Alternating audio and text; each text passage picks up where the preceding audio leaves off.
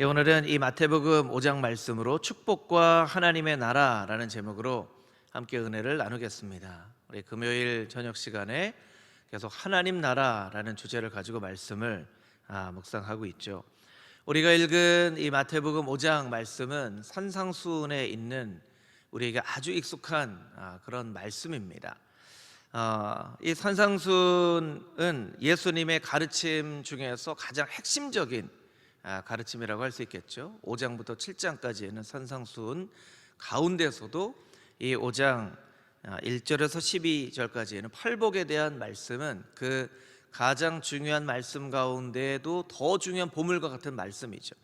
이 산상수훈이 예수님의 말씀에 반지와 같은 그런 귀한 말씀이라면 5장 1절부터 12절까지에 있는 말씀은 그 반지의 보석과 같은 그런 말씀입니다. 이 말씀을 우리가 묵상하기 전에 우리 두 가지 우리가 꼭 기억해야 될 부분을 먼저 나누고 말씀을 듣겠습니다. 우리가 성경에 축복이라는 말이 있고 복이라는 말이 있죠. 이 축복은 복을 빌다라는 뜻의 말입니다.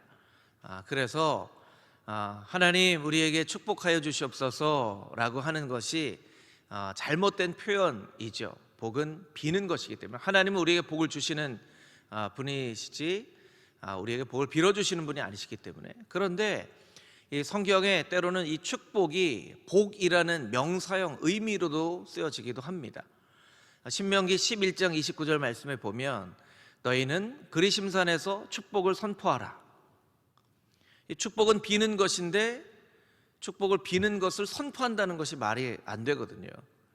그러니까 무엇을 말씀드리려고 하냐면 이 복이라는 것과 축복이라는 것을 구별하여 사용하기도 하지만 때로는 축복이라는 것 자체를 성경에는 명사형으로 복으로 사용한다는 거예요. 그래서 우리가 하나님 우리에게 복을 주시옵소서라는 말도 맞는 말이고 하나님 우리를 축복하여 주시옵소서라는 말도 완전히 틀린 말은 아니라는 거예요. 그래서 그 의미에 대해서 굉장히 혼동하시는 그런 분들이 있어서 그 분명한 정의를 좀 한번 내려봅니다. 이 산상수훈의 이 팔복 가운데 우리가 꼭 알아야 될 두 번째는 무엇이냐면 이것이 어떤 조건이 아니라는 거예요. 말하자면 너희가 복을 받기 위해서는 가난한 자가 되어져야 된다. 애통을 하는 자가 되어져야만 복을 받을 수 있다. 이런 조건이 아니라는 거예요. 이것은 복되도다 가난한 사람들아, 복되도다 애통하는 사람들아, 이제 이런 의미이죠. 가난해져야만, 애통해야만, 또 긍휼히 여겨야만 이렇게 복을 얻는다는 그런 의미가 아니라 이 자체가 복이라는 거예요. 그러니까 하나님의 나라를 소유한 하나님의 백성 가운데에는 이러한 복된 모습이 나타난다는 뜻이에요. 그래서 오늘 본문의 말씀을 우리가 잘못 이해하면 우리가 복을 받기 위해서는 가난해져야지, 복을 받기 위해서는 애통해져야지, 우리가 복을 받기 위해서는 마음이 청결한 자가 돼야지, 우리가 가난해지지 않으면 복을 못 받고 청결하지 않으면 복을 못 받고, 이렇게 이해를 하면 이 산상수훈의 말씀을 전혀 다른 방향으로 잘못 이해를 하는 거예요. 그냥 복되도다, 복되도다. 하나님의 나라를 소유한 백성의 삶 가운데는 가난한 그런 성품이 나타난다, 애통하는 성품이 나타난다, 이런 의미라는 것, 그것을 우리가 염두에 두고 이 한 구절 구절들을, 사실은 이 팔복의 한 구절로도 그러니까 팔복이기 때문에 8번 설교를 할 수 있는 그런 내용이지만 오늘은 짧게 이 말씀에 나와 있는 내용들을 우리가 한번 살펴보기를 원합니다. 1절부터 5절까지 있는 말씀을 먼저 같이 한번 읽어볼까요? 1절부터 5절까지 있는 말씀 우리 한 목소리로 같이 한번 다시 읽겠습니다. 예수께서 무리를 보시고 산에 올라가 앉으시니 제자들이 나아온지라.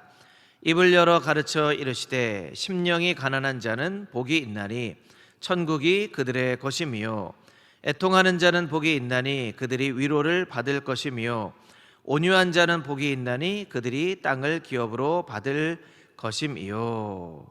아멘.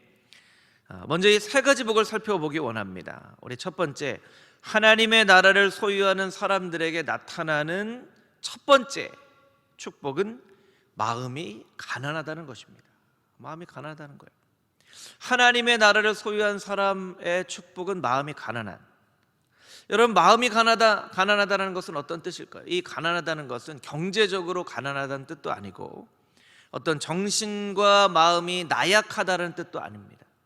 이 가난하다는 말, 이 팔복의 첫 번째, 심령이 가난하다 할 때 이 가난하다는 의미는 영적인 파산 상태를 의미합니다. 저를 따라서 같이 한번 해볼까요? 영적인 파산 상태.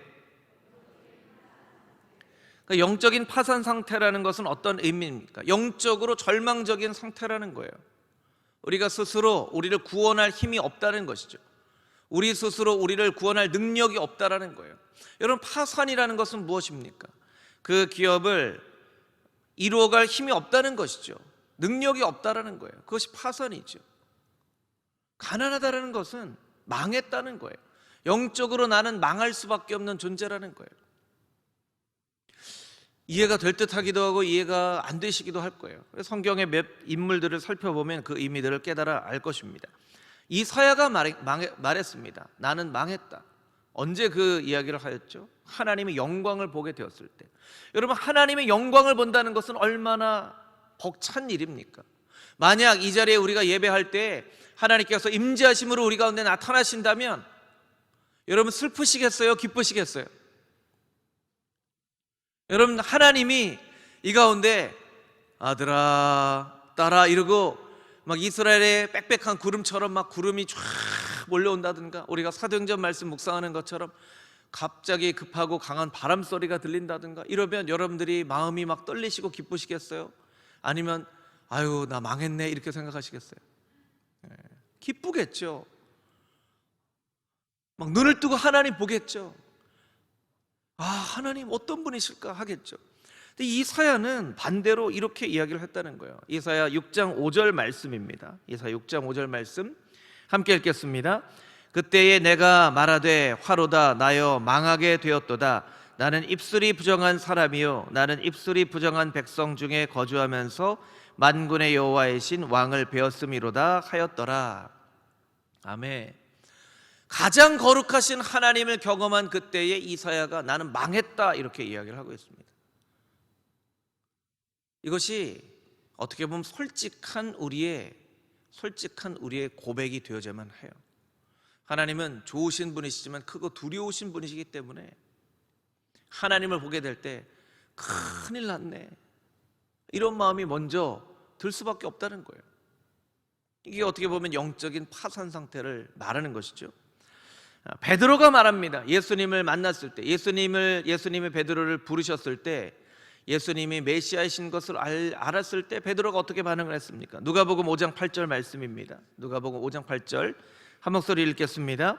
시몬 베드로가 이를 보고 예수의 무릎 앞에 엎드려 이르되 주여 나를 떠나소서 나는 죄인이로소이다 하니. 아니, 예수님을 만났는데 예수님 나를 떠나세요라고 얘기를 하는 거예요. 떠나세요.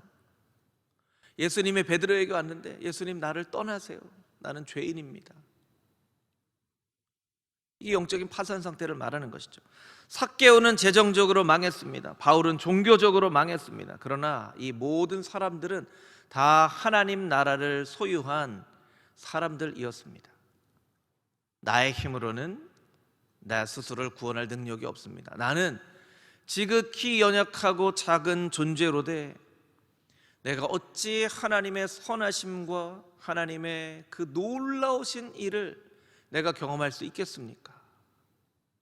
이게 바로 마음이 가난한 사람의 정직한 모습이라는 거예요. 인생은 참 때로 아이러니컬해요. 내 계획대로 하나도 안 된 것처럼 보여지지만 또 내 계획보다 더 풍성한 복을 누리는 것이 인생이죠. 우리 권사님, 장로님, 집사님들 거의 대부분 다 제 인생 선배님들이신데 선배님들께 한번 물어보겠습니다. 여러분 인생이 계획대로 되었나요? 여러분 계획대로 됐어요? 이상형 다 만나셨습니까? 여러분이 하고 싶었던 그런 직업 다 찾으셔서 그 일을 하셨어요? 아니죠. 그런데 여러분 그래서 불행하세요? 아니라는 거예요. 내 계획이 망하고 하나님의 계획이 온전하게 이루어지는 것이 하나님의 백성 가운데 이루어지는 삶이에요. 저는 어려서부터 목사님 된다고 했어요. 그냥 아버지의 그 설교하시는 모습이 되게 보기 좋았나 봐요. 목사님 된다고. 제가 몇 차례 말씀드렸지만 교회 이름도 지어놓고 샛별교회 목사님 된다고, 샛별 유치원 다니고 있었거든요. 샛별 유치원, 샛별교회 목사님 된다고. 그런데 초등학교 되고 중학교 되고 제가 이제 조금 이 뭐랄까 이제 인간이 되어져 가는 과정이죠. 과정 가운데 목사가 참 이게 어린 제 눈에 비치게 할 일이 못 된다, 이런 생각이 드는 거예요. 기본적으로 새벽에 일어나는 거. 난 저렇게 새벽에 못 일어나. 요새는 좀 그렇지 않지만 예전에는 주일 아침에도 새벽 기도회가 있었잖아요. 여러분들 기억하시죠? 주일 아침에도 새벽 기도회가 있었어요. 여름 같은 데 보면 아버지께서 주일 아침에도 새벽 예배 갔다 오시면 벌써 새벽 예배만 갔다 와도 몸이 한껏 젖으세요. 그러면 또 빨리 샤워를 하시고 옷을 갈아입고, 또 예전에 또 다 가운을 또 입었잖아요. 또 가운을 입으시고. 그래서 아마 중학교 2학년, 3학년, 고등학교 될 때부터는 이게 바뀌었어요. 생각이. 나는 목사만은 되지 말아야 되겠다. 목사가 되어야 되겠다 해서 목사만은 되지 말아야 되겠다. 그리고 제가 딱 생각해 보니까 제일 멋있어 보이고 존경도 받고 돈도 많이 벌고 하는 직업이 교수 같더라고요. 교수. 그래서 교수 돼야지. 뭐 교수라는 직업이 좋은 직업이죠. 근데 그 교수라는 직업이 그냥 내가 멋있어 보이고 돈도 많이 벌고 사람들에게 존경도 받기 때문에. 근데 저는 제가 가졌던 그 꿈을 못 이뤘습니다. 교수의 꿈을 못 이뤘어요. 목사가 됐죠. 그런데 교수가 되는 것보다 더 행복한 목사로 살고 있습니다. 참 이해되지 않는 일들이 있는데요. 제가 아내를 만나기 전에 몇몇 자매님들을 만났는데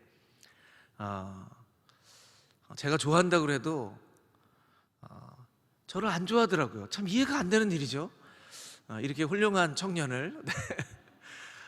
그때는 이해가 안 되는 거예요.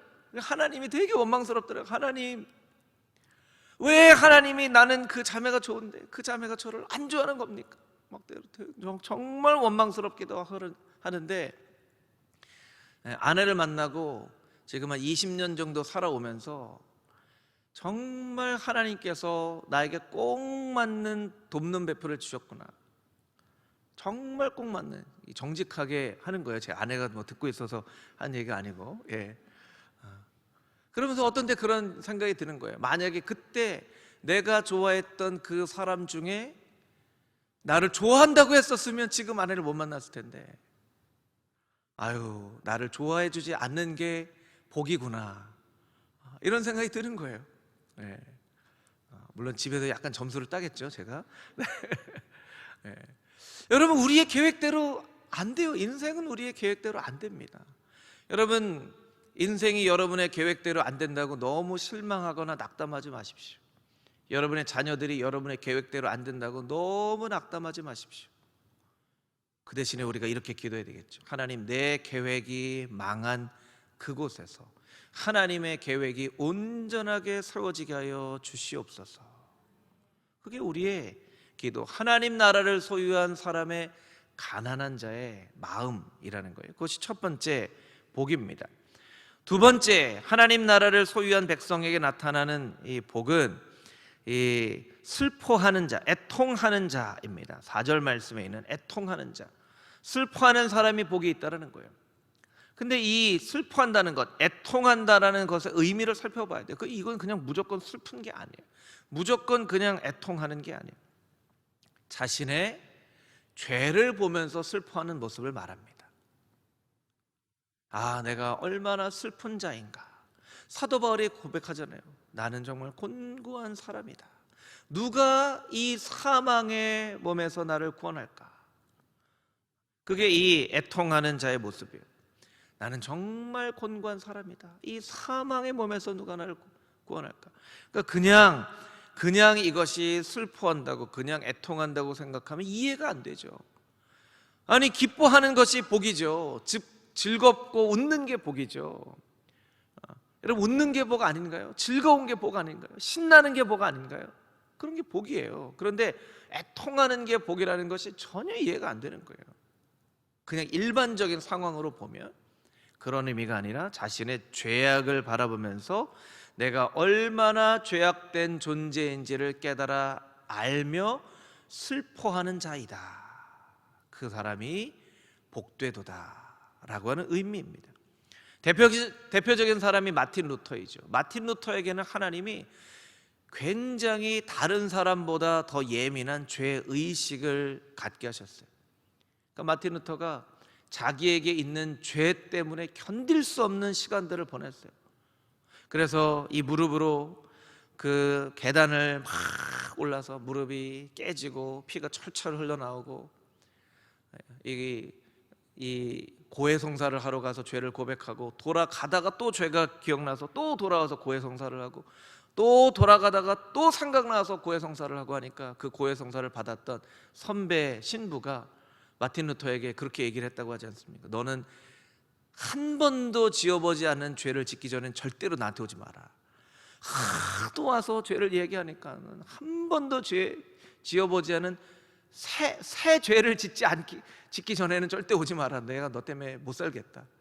그렇게까지 얘기할 정도로 마틴 루터는 그 죄가 그 마음 가운데 짓누르고 있었어요. 죄 때문에 너무나 슬픈 사람이었어요. 그런데 말씀의 한 구절, 오직 의인은 믿음으로 말미암아 살리라 하는 이 한 구절의 말씀을 통하여 하나님의 사랑과 예수 그리스도의 은혜를 깨닫고 마틴 루터가 그 죄의 무거운 짐을 벗어버립니다. 그 슬픔을 벗어버려요. 여러분, 정말로 자신의 죄 때문에 슬퍼할 수 있는 사람이 하늘의 위로를 경험합니다. 할렐루야. 자신의 죄 때문에 슬퍼할 수 없는 사람은요, 세상의 위로를 찾아 돌아다녀요. 누가 나를 위로해 줄 것이 있는가? 이 세상의 즐거움이 나를 위로해 줄까? 세상에 뭔가 프로그램이, 운동이, 좋은 옷을 사는 것이, 집을 사는 것이, 차를 사는 것이, 사람들하고 어울려 지내는 것이 나를 위로해 줄까? 이 세상의 위로를 찾는다는 거예요. 그런데 정말로 그것으로는 내 마음이 위로받을 수 없다는 것을 깨닫고 그 죄에 대해서 슬퍼하는 사람, 그 사람이 진짜 하늘의 위로를 경험하는 사람이라는 거예요. 그래서 애통하는 자에게 복이 있다는 것입니다. 가장 불쌍한 사람은 어떤 사람인 줄 아십니까? 죄를 짓고도 뻔뻔스러운 사람이에요. 죄를 짓고도 뻔뻔스러운 사람. 이 뉴스에 보면요, 죄를 지었다고 하는데 너무나 뻔뻔스러운 사람들이 요새는 많이 있는 것 같아요. 그냥 죄를 지어도 그냥 죄를 안 지었다고 우기면 되지 하고, 분명한 명백한 죄의 증거들이 있는데 뻔뻔스럽게. 참 너무나 재미난 것은요, 검찰에 조사를 받아 들어가면서는 나는 죄가 없습니다. 내가 검찰에 다 밝히겠습니다. 나는 죄가 없는데 이렇게 무고하게 이 소송을 당하는 겁니다 하고 들어가는데, 조사를 받고 나올 때는 어떻게 됩니까? 고개를 숙이고 죄송합니다, 잘못됐습니다, 그렇게 나오는 거예요. 죄를 짓고도 뻔뻔스러운 불쌍한 사람이지만 정말 죄에 대해서 애통할 수 있는 사람, 그 사람이 바로 복된 사람이라고 오늘 본문의 말씀은 우리에게 이야기하고 있는 것입니다. 세 번째, 우리 5절 말씀에 나와 있죠. 온유한 자는 복이 있나니. 하나님의 나라를 소유한 사람에게 나타나는 세 번째 축복은 온유함의 축복입니다. 온유함의 축복. 어떻게 보면 첫 번째, 두 번째 복의 열매라고도 할 수 있겠죠. 마음이 가난한 자, 영적으로 나는 스스로를 구원할 능력과 힘이 없구나 라는 것을 깨달아 알고 나의 죄를 바라보며 애통할 줄 아는 사람, 그 마음은 온유해집니다. 나는 죄인입니다 하는 마음이죠. 여러분, 온유함은 길들여져 있다라는 이야기입니다. 힘이 빠져 있는 상태입니다. 구두를 사서 처음 신어보신 분들은 아실 거예요. 구두를 사서 처음 신을 때, 여러분, 구두 사서 처음 신을 때 어떻죠? 발이 좀 편합니까? 보통 어디가 까지죠?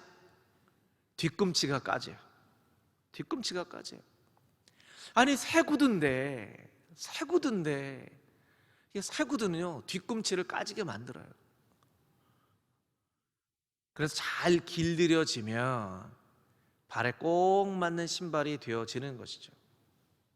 때로는 우리가 새 구두 같은 존재, 누군가의 마음에 상처를 주는 존재가 되어진다는 거예요. 때로는 내가 원하지 않아도, 때로는 나의 부족함과 연약함 때문에 뒤돌아보면 많은 사람들에게 상처를 줬던 그런 경험들 아마 한두 번씩 다 있으실 거예요. 그런데 내가 정말 죄인입니다 라는 것을 깨달아 알 때에는 이 마음이 온유해집니다. 부드러워진다는 거예요. 부들부들해진다는 거예요. 야생마가 길들여져 있는 상태가 되어진다는 것입니다. 이 온유하다라는 말의 그 의미는요, 주인의 뜻에 순종할 준비가 되어졌다는 뜻입니다. 한번 따라해 볼까요? 온유하다라는 의미는 주인에게 순종할 준비가 되어 있다는 뜻입니다. 순종할 준비가 되어 있다는 뜻입니다. 아멘. 여러분, 뻣뻣한 종만큼 참 골치 아픈 존재가 없죠. 이 종을 시킬 수도 없고 가만히 둘 수도 없고, 이 뻣뻣한 종, 이 종은 순종할 준비가 되어져 있어야만 합니다. 사라의 성자라고 부르는 샤를드 푸코는 늘 하나님께 이렇게 기도했다고 합니다. 하나님, 당신이 원하시는 것은 무엇이든지 제 삶 가운데 이루시옵소서. 당신이 원하시는 것은 무엇이든 제 삶 가운데 이루시옵소서. 이게 바로 온유한 사람의 모습입니다. 하나님, 이건 되는데 이건 안 돼요. 하나님, 저 잘 아시죠? 전 이건 하는데 이건 못해요. 하나님, 지금은 아니에요. 온유한 사람 모습이 아닙니다. 하나님, 언제든지 무엇이든지 당신이 뜻하시기만 한다면 다 제 삶 가운데 이루십시오. 저는 그냥 종인걸요. 이게 온유한 사람의 모습이에요. 모세가 그랬죠. 여러분, 모세의 뻣뻣함을 부드럽게 하시기 위해 하나님이 몇 년 동안 광야에서 훈련시키셨죠? 40년 동안 훈련시키셨어요. 여러분, 그렇게 40년 동안 훈련 안 받으시기를 소원합니다. 아멘. 네. 모세는 정말 엄청 뻣뻣했던 거예요. 40년 동안이나 훈련을 받고 나서야 이렇게 부드러워졌으니까. 그래서 이 모세가 어떤 사람이 됐습니까? 결국 민수기 12장 3절 말씀, 우리 자막으로 한번 읽어보겠습니다. 시작. 이 사람 모세는 온유함이 지면의 모든 사람보다 더하더라. 그래서 모세는 이 세상의 모든 사람들보다 더 부들부들한 사람이 됐어요. 부들부들한 사람. 그런 사람이 되었으니까 그 어마어마한 백성들을 이끌고 그 광야를 갈 수 있었던 거예요.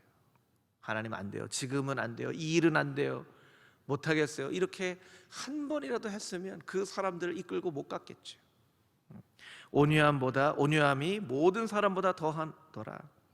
예수님이 온유하셨기 때문에 십자가를 지실 수 있었던 것입니다. 온유하셨기 때문에 십자가를 지실 수 있었던 거예요.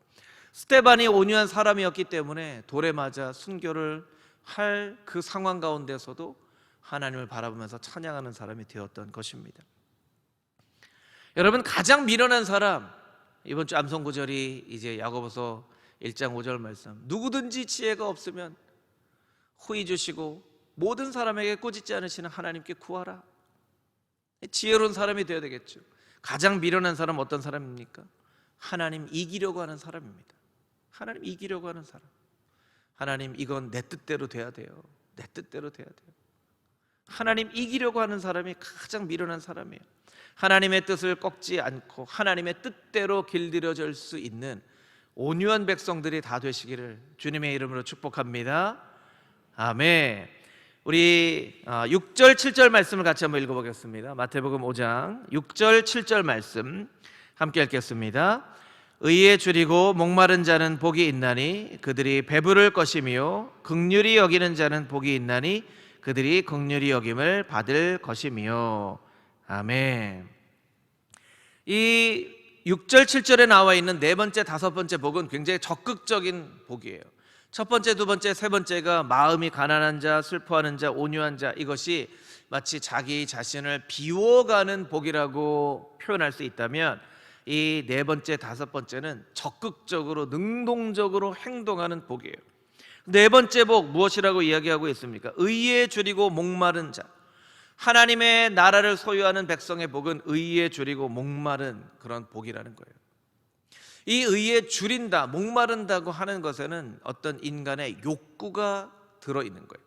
의에 줄인다, 목마르다. 하나님께서는 인간이 살아가기 위해서 우리에게 욕구를 주셨죠. 식욕이 있기 때문에 우리가 먹는 거예요. 하나님께서 우리에게 식욕을 주시지 않았다면 우리가 살 수 없었을 거예요. 배고프니까 먹는 거죠. 너무 많이 먹어서 탈이긴 하죠. 또 쓸데없는 걸 먹어서 탈이긴 하죠. 참 저도 그렇지만 우리 막내를 보면요, 밥은 잘 안 먹고 사탕은 좋아해요. 밥은 안 먹고 사탕은 좋아해요. 근데 참 이게 사람들이 그렇게 만들기도 하지만 입맛이라는 것이, 저는 그렇게 생각해 봤어요. 어린 아이가 누가 가르친 것도 아닌데 어떻게 저렇게 몸에 도움이 안 될 것만 찾아서 좋아하나, 골라서 좋아하나. 그러니까 인간의 이 욕심이라고 하는 것을 찾지 잘못하면 먹지 말아야 될 것을 이렇게 요구하는 그런 욕구가 생긴다는 거예요. 식욕이 없다면 우리는 살지 못했을 거예요. 성욕이 없다면 우리가 이렇게 아들, 딸을 낳고 땅에 충만하라 하신 말씀을, 명령을 이루지 못했을 것이겠죠.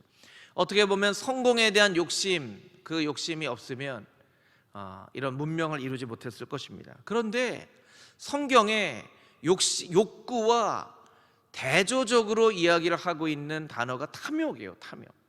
여러분, 욕구와 탐욕은 다릅니다. 어떻게 다를까요? 욕구는 하나님께서 주시는, 우리가 생존하기 위한 기본적인 그런 본능이라면, 탐욕은 구할 수 없는 것을 바라는 것이죠. 구할 것 이상의 것을 구하는 거예요. 가장 우리가 잘할 수 있는 것이 선악과를 먹는 하와의 욕심. 그건 욕구가 아닙니다. 탐욕입니다. 여러분, 하와에게도 욕구가 있었어요. 아담에게도 욕구가 있었어요.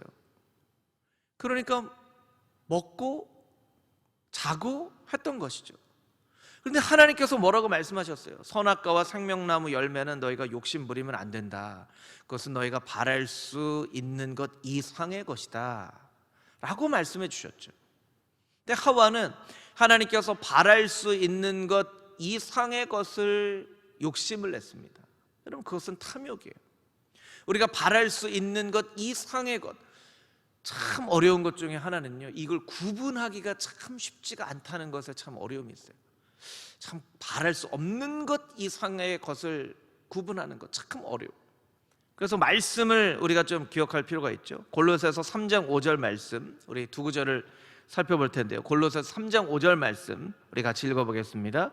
그러므로 땅에 있는 지체를 죽이라. 곧 음란과 부정과 사욕과 악한 정욕과 탐심이니 탐심은 우상 숭배니라. 아멘. 이 탐심 자체가 우상 숭배라는 거예요. 근데 이 탐심은 땅에 있는 지체, 음란과 부정과 사욕과 악한 정욕. 그러니까 이 욕구와 탐욕을 구별하기가 쉽지 않지만, 음란한 것, 부정한 것, 사리사욕, 악한 정욕에 해당되어지는 것은 건강한 욕구가 아니라는 거예요. 그렇게 구별할 수가 있다는 것이죠. 누가복음 11장 39절 말씀 우리 같이 한번 읽어보겠습니다. 시작. 주께서 이르시되 너희 바리새인은 지금 잔과 대접의 겉은 깨끗이 하나 너희 속에는 탐욕과 악독이 가득하도다. 아멘. 겉으로는 깨끗한 척하지만 속으로는 탐욕이 가득한, 겉과 속이 다른 것. 여러분, 욕구는 겉으로 나타납니다. 여러분, 배고픈데 배고픈 걸 나타내는 것이 죄인가요? 배고픈 건 배고프다고 얘기할 수 있는 거예요. 그렇죠. 그런데 하나님께서 인간을 얼마나 지혜롭게 창조하셨냐면, 바랄 수 없는 것을 바라는 그 마음은요, 겉으로 떳떳하게 잘 드러내지 못해요. 잘 드러내지 못해요. 벌써 아는 것이죠. 그러니까 바리새인들이 겉으로는 깨끗한 척하지만 속으로는 탐욕이 가득했다는 거예요. 그걸 드러내지 못했던 것이죠. 이 탐욕이에요. 여러분, 좋은 식습관을 가지려면 먼저 먹지 말아야 될 음식을 멀리 해야 되는 거예요. 아이들이 건강하게 자라기 위해서는 아이들의 입맛을 없애는 사탕, 과자, 초콜릿, 이것을 일단 멀리 해야 밥을 먹게 돼요. 여러분, 밥 안 먹는 손주들이 있으면요, 어떻게 하면 밥 먹게 되죠? 굶기면 됩니다. 굶기면 굶기면 먹습니다. 간단해요. 굶기면 먹어요. 그런데요, 배고프다고 아이고 우리 손주들 불쌍해서 그래서 간식 주면요 밥 안 먹습니다. 간식 주면 밥 안 먹어요. 그거 여러분들이 이미 다 아시잖아요. 그럼에도 불구하고 그것을 나에게 적용하기가 쉽지 않은 거예요. 때로는요, 우리가 탐욕이 있으면서도 탐욕이 있는 줄 미처 깨달아 아는 지혜가 없을 때 하나님이 우리에게 어떻게 하시는지 아세요? 우리를 굶기세요. 그래서 우리는 막 슬프죠. 하나님, 왜 하나님 좋은 분이라고 하셨는데 왜 나에게 이렇게 고난을 주십니까? 그럼 막 원망하고 하나님 안 주시는 것에 대해서 막 불평하고 하는데, 돌아보면 내가 참 건강한 것을 구하지 못했기 때문에 하나님께서 나를 건강하게 만드시려고 나를 이렇게 잠깐 굶기셨구나 깨닫게 되는 거예요. 그게 의에 줄이고 목마른 자의 복이라는 거예요. 7절 말씀, 5번째 복인데요, 하나님 나라를 소유한 백성에게 나타나는 5번째 복은 긍휼히 여기는 복이라는 거예요. 이 긍휼히 여기다라는 복, 이 긍휼은요 자비, 은혜를 나타내는 것입니다. 자비, 은혜를 나타내는, 자비의 핵심은 용서이죠. 은혜를 베푸는 것입니다. 때로는 우리가 생각합니다. 하나님, 제가 용서를 꼭 해야 되나요? 저 용서하지 않을 자격이 있지 않나요? 저 사람이 분명히 잘못했고 나는 정말 억울한데 하나님, 용서라는 말을 읽을 때마다 너무 화가 납니다. 하나님, 저 용서하지 않을 자격이 우리에게 있나요? 있지 않나요? 그렇게 하나님 앞에 이야기를 합니다. 그럴 때마다 우리를 벌하실 충분한 자격이 있으심에도 불구하고 우리를 벌하지 않으시는 하나님의 그 은혜를 기억해야만 합니다. 그 하나님의 은혜를 기억하기 전에는 우리가 절대로 누군가를 용서할 수 없어요. 그리고 누군가를 용서할 수 없는 사람은 하나님의 그 크신 은혜와 자비하심을 절대로 이해하지 못합니다. 내가 얼마나 크신 은혜를 받은 존재인지를 깨달아 알기 위해서라도 우리는 누군가를 열심히 용서해야 됩니다. 그리고 하나님 앞에 기도해야 돼요. 하나님, 나는 용서할 힘이 없으니 하나님의 은혜로 나의 마음을 가득 채워주셔서 용서할 마음을 나에게 주시옵소서. 그렇게 하나님 앞에 용서하며 나아가는 사람에게, 긍휼히 여기는 자에게 주시는 긍휼히 여김을 받는 축복을 하나님께서 허락하여 주신다는 것입니다. 우리 마지막으로 8절부터 12절까지 있는 말씀을 같이 읽어보겠습니다. 8절부터 12절 함께 읽겠습니다. 마음이 청결한 자는 복이 있나니 그들이 하나님을 볼 것이며, 화평하게 하는 자는 복이 있나니 그들이 하나님의 아들이라 일컬음을 받을 것이며, 의를 위하여 박해를 받는 자는 복이 있나니 천국이 그들의 것임이라. 나로 말미암아 너희를 욕하고 박해하고 거짓으로 너희를 거슬러 모든 악한 말을 할 때에는 너희에게 복이 있나니 기뻐하고 즐거워하라. 하늘에서 너희의 상이 큼이라. 너희 전에 있던 선지자들도 이같이 박해하였느니라. 아멘. 6번째, 7번째, 8번째 복은 하나님 나라에 직접적으로 연결이 되어져 있는 복이에요. 하나님을 보는 복, 하나님의 아들이라 불리는 복, 하나님의 나라가 그들의 것이다라고 칭찬받는 복이라는 것이죠. 6번째 복, 마음이 청결한 자. 8절에 나와 있는 마음이 청결한 자, 그 사람이 복되다라는 거예요. 왜냐하면 하나님을 볼 것이기 때문이라는 거예요. 우리가 보통 이런 표현을 하죠. 영안이 열린다, 영적인 눈이 열린다. 영적인 눈이 열린다라는 것을 우리가 이해할 때 사도 바울을 생각하면 좋겠죠. 사도 바울의 눈에서 비늘 같은 것이 떨어졌다라고 이야기를 하고 있어요. 아나니아에게 안수를 받을 때 비늘 같은 것이 떨어졌다라고 얘기하고 있어요. 여러분, 한번 생각을 해보면 사도 바울의 눈에 있었던 비늘 얼마나 두꺼운 거였을까요? 얼마나 두꺼운 거였을까요? 얼마나 단단하고 얼마나 이 투명하지 않은 것이었을까요? 대답하기 어려운 질문은 아닌 것 같은데 여러분. 네. 얇은 거겠죠. 그렇죠. 오늘날 우리가 쓰는 컨택트 렌즈 같이 얇은 거겠죠. 그런데요, 그 비늘 하나가 들어가 있는데 사도 바울은 완전히 하나님의 나라에 대해서, 예수님에 대해서 전혀 이해를 하지 못했어요. 전혀 이해를 하지 못했어요. 근데 비늘 같은 것이 떨어지니까 하나님 나라를 이해하고 예수님을 이해할 수 있는 것이죠. 제가 제 아내를 처음 만났을 때 참 아내가 참 좋더라고요. 얘기도 잘 통하고 참 이쁘고, 이 사람 참 좋은 사람이다 생각을 했어요. 아내도 제가 마음에 들었나 봐요. 뭐 이상한 일은 아니죠. 예. 예. 장모님에게 가서 제 얘기를 한 거예요. 장모님에게 가서 무슨 얘기를 했는지 잘 모르겠지만 나중에 듣고 보니까 무슨 배용준을 닮았느니 이런 얘기를 했다고는 하는데 네. 장모님이 저에 대해서 얼마나 기대를 많이 하고 계셨는지, 상견례를 하러 나가는 그 자리에 배용준이 나올 거라고 생각했는데 이렇게 생긴 사람이 지금보다 한 20kg가 더 말랐었어요.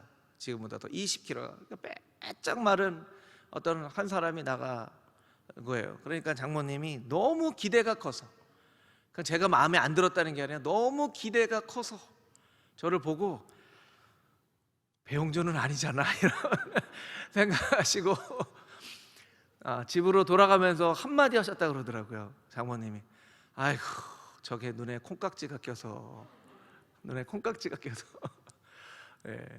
콩깍지가 껴서 저랑 결혼할 수 있었던 거예요. 사람이 참 그러죠. 어르신들이 얘기하잖아요. 콩깍지가 꼈다고 하잖아요. 콩깍지, 이 콩나물 콩깍지 투명하게 아주 얇은 그게 눈에 이렇게 딱 들어가도 세상이 전혀 다르게 보이는 거예요. 마음이 청결한 자, 마음이 깨끗한 사람, 영안이 열리는 사람이에요. 우리의 눈에서 비늘 같은 것이 떨어지는, 보이지 않았던 것들이 보이는 것이죠. 하나님이 역사하시는 것들이 이해가 되지 않았는데 이해가 되는 사람이에요. 여러분, 만약에 여러분의 눈에, 사도 바울의 눈에 있었던 비늘 같은 것이 있었다면 그 비늘 같은 것이 떨어져 내릴 수 있는 귀하고 복된 밤이 되기를 주님의 이름으로 축복합니다. 여러분이 그런 마음으로 기도하셨으면 좋겠어요. 하나님, 제 눈에 무슨 비늘이 껴 있길래 이 세상을 바라볼 때 정말 세상이 화가 납니다. 사람들을 바라볼 때 사람들이 화가 납니다. 주님, 제 눈에서 비늘 같은 것이 떨어지게 하여 주시고 영안이 열려지게 하여 주시옵소서. 마음이 청결하게 하여 주시고 하나님을 바라볼 수 있게 하여 주시옵소서. 우리가 그렇게 기도할 필요가 있다라는 것이죠. 7번째 복, 화평하게 하는 자가 복이 있다는 거예요. 복되도다 화평하게 하는 자요, 평화를 이루는 사람, 영어로는 피스메이커라고 하죠. 피스메이커. 참 어려운 일입니다. 평화를 이루는 것 참 어려운 일이에요. 여러분, 이 세상에 왜 평화가 없죠? 이 세상까지 얘기하지 않고 여러분의 가정에 만약에 평화가 없다라고 생각을 하신다면 여러분의 가정 가운데 왜 평화가 없죠? 양보하는 사람이 없기 때문입니다. 희생하는 사람이 없기 때문에 그래요. 여러분, 양보하는 사람, 희생하는 사람이 없이는 절대로 평화가 이루어질 수 없습니다. 참 슬픈 현실이지만요, 이 땅에는 교회마다 다 귀한 교회지만 어떤 교회는 굉장히 화평한 교회가 있고 어떤 교회는 굉장히 반대로 화평하지 않는 교회가 있어요. 근데 화평하는 교회에 가보면요, 희생하는 사람, 양보하는 사람이 많다는 것을 깨달아 합니다. 그런데 반대로 화평하지 않는 교회에 가보면 희생하는 사람이 없어요. 양보하는 사람이 없어요. 힘들고 어려운 일들을 아무도 안 하려고 해요. 여러분, 이 말씀대로 금호중앙교회 한번 적용을 해볼까요? 힘들고 가장 어려운 일 무슨 일입니까? 하나님, 그거 제가 하겠습니다. 이런 성도들이 많아질수록 금호중앙교회는 평화로운 교회가 되는 거예요. 할렐루야. 하나님, 이 교회에서 제일 힘든 일 뭡니까? 그 제가 할게요. 그렇게 기도하는 사람이 많아져야 금호중앙교회가 지금도 평화로운 교회지만 더 평화로운 교회가 되는 거예요. 여러분, 인간의 생각으로는 누가 힘든 일을 하고 싶습니까? 누가 힘든 일을 하고 싶어요? 누가 일찍 오고 늦게 가는 일들 하고 싶어요? 누가 더 힘들고 어렵고 사람들이 인정해주지 않는 그런 일들 누가 하고 싶겠어요? 다 하고 싶지 않은 거예요. 아무도 하고 싶지 않은 거예요. 그런데 아무도 하고 싶지 않은 일을 할 수 있는 것은 예수님께서 나를 위하여 십자가를 지었기 때문에, 예수님께서 나를 위해 십자가를 지었기 때문에 우리가 그 은혜를 생각할 때 할 수 있는 거예요. 하나님, 제일 힘든 거 그거 제가 하겠습니다. 하나님, 제일 어려운 거 제가 희생하겠습니다. 제가 양보하겠습니다 하는 사람이 있어야 평화가 이루어지는 거예요. 화평케 되는 거예요. 여러분, 세상이 정의로워지겠습니까? 이렇게 정의를 외치는 사람만 있으면 세상이 정의로워지겠습니까? 절대로 정의로워질 수 없습니다. 세상은요, 조용히 양보하고 희생하고 하는 사람들이 있을 때에 정말 평화로워질 수 있는 거예요. 여러분, 화평케 하는 자는 복이 있다. 하나님의 자녀라고 불린다고 했는데 이건 누구에게 적용할 일이 아닙니다. 나에게 적용해야 되겠죠. 하나님, 제일 어려운 일 저 지켜주십시오. 제일 힘든 일 제가 양보하고 가겠습니다. 오늘 온라인으로 예배드리는 성도님들, 이 자리에 나와 예배드리는 성도님들이 그렇게 기도할 수 있게 되기를 주님의 이름으로 축복합니다.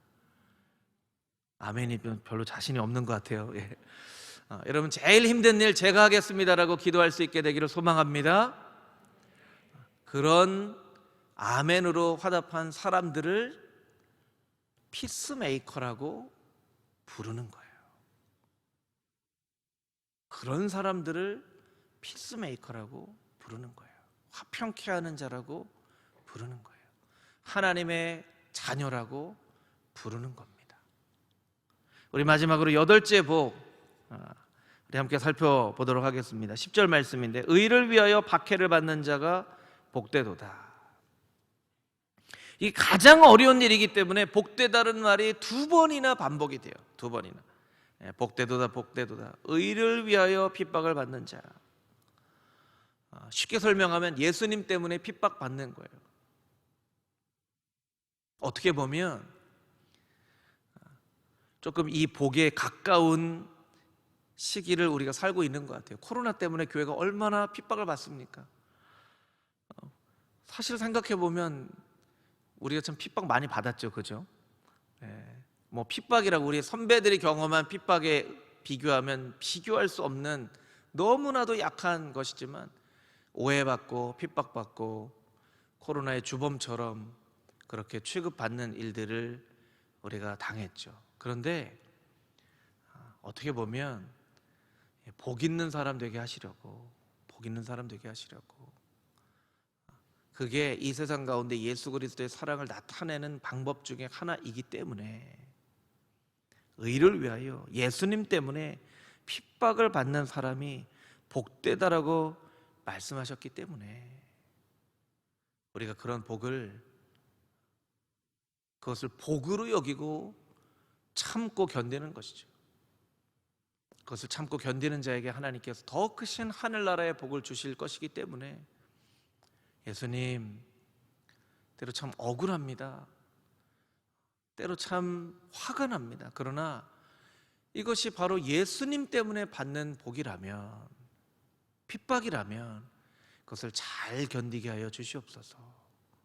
예수님 때문에 받는 복이라면, 핍박이라면 그것을 견딜 수 있는 힘과 능력을 우리에게 허락하여 주시옵소서. 그렇게 기도하며 나아갈 때 하나님께서 우리에게 힘도 주시고 능력도 주시고 지혜도 주시고 또한 피할 길도 열어주실 줄 믿습니다. 아멘. 아멘. 우리 마지막으로 이제 결론을 줘야 되겠죠. 결론. 하나님의 나라는 천국입니다. 사람들은 천국을 소유하려고 해요. 천국을 찾아가려고 합니다. 그런데 예수님은 천국을 소유하라고, 천국을 찾아가라고 말씀하지 않으시고 천국이 가까이 왔다라고 말씀하세요. 우리 마지막으로 마태복음 4장 17절 말씀 같이 한번 읽어보겠습니다. 시작. 이때부터 예수께서 비로소 전파하여 이르시되 회개하라, 천국이 가까이 왔느니라 하시더라. 아멘. 천국이 가까이 왔다는 거예요. 여러분, 천국은 우리의 가까이에 있습니다. 생각보다 우리의 가까이에 있어요. 우리가 잘 느끼지 못할 뿐이지. 예수님께서 2000년 전에 유대 땅에 선포하셨던 이 말씀을 오늘날 우리에게도 말씀하고 계시는 줄 믿습니다. 아들아, 딸아, 천국이 가까이에 있어. 천국이 멀지 않아. 가까이에 있어. 회개하고 그 가까이에 있는 천국을 경험하는 내 아들, 내 딸들 되면 좋겠다. 예수님께서 말씀하고 계신 거예요. 우리 가까이에 있는 천국을 누리기 위해서 이 마태복음 5장에 있는 8가지 복되도다 하는 사람의 그 모습이 다 나의 모습이 되기를 원합니다. 그렇게 하나님 앞에 간절한 마음으로 한 가지도 빠짐없이 다 나의 모습이 되기를 원합니다. 그렇게 간절한 마음으로 소망하며 기도하는 하나님 나라의 거룩한 백성들 다 되시기를 주님의 이름으로 축복합니다. 아멘. 이 말씀 붙잡고 같이 하나님 앞에 간절한 마음으로 기도하며 나아가기를 원합니다. 기도하며